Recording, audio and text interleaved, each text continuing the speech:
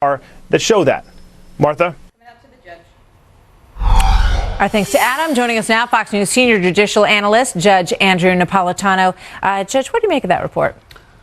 You know, it shouldn't be newsworthy that the government is enforcing the law, but it is newsworthy because this government is so profoundly different from the previous government. The previous government took every opportunity it could, whether it's out of a sense of compassion or a belief that immigrants help the economy or whatever was motivating President Obama, to look the other way in the face of illegals who, as you just heard John Kelly, the Secretary of Homeland Security, say either committed a crime here and went to jail or committed a crime and didn't yet go to jail, both of which can trigger automatic deportations.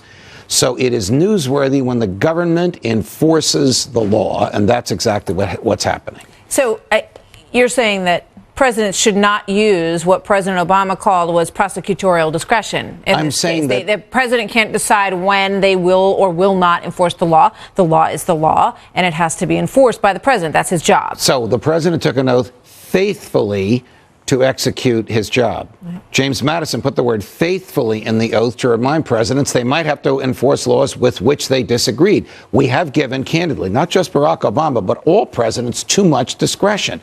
Their job is, Congress's job is to write the law. Their job is to enforce the law. If they don't like enforcing the law, they should get a new job. There's a whole swath of immigration laws that Barack Obama chose not to enforce. He made the mistake of reducing to writing what he was not going to enforce. That writing was challenged. It was invalidated by the federal courts, but he still didn't enforce the law even after the federal courts told him he had to. Yeah, I want to ask you sort of big picture here about the tone of what we're seeing, because I find it very interesting, you know, watching Chuck Todd interview Secretary Kelly, who is very widely respected. Yes. He has been in the military. He lost his son in the Iraq War.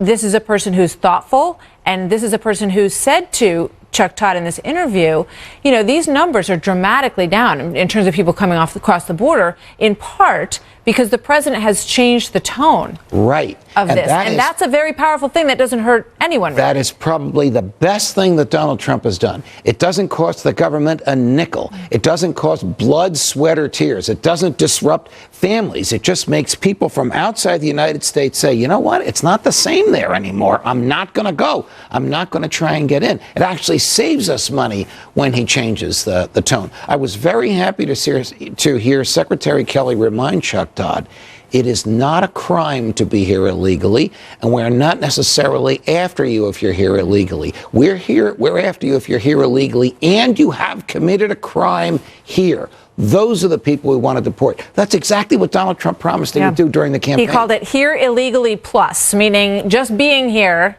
is not enough to get yourself in trouble. It has to be that plus. And a DUI is, you know, people might say, oh, well, that, you know, it's horrible. That's too low a crime. You know, what we have found is that people who have killed people with their cars have often had 2, 3, 4 DUIs before it happened. Let me back up what General Kelly said. There was a time when you had to commit a felony in order to be deported. Congress lowered it to a lower class of behavior. Congress decided what the law is. General Kelly's just enforcing the law that Congress wrote. You do not like that. Judge Napolitano doesn't like anybody doing that.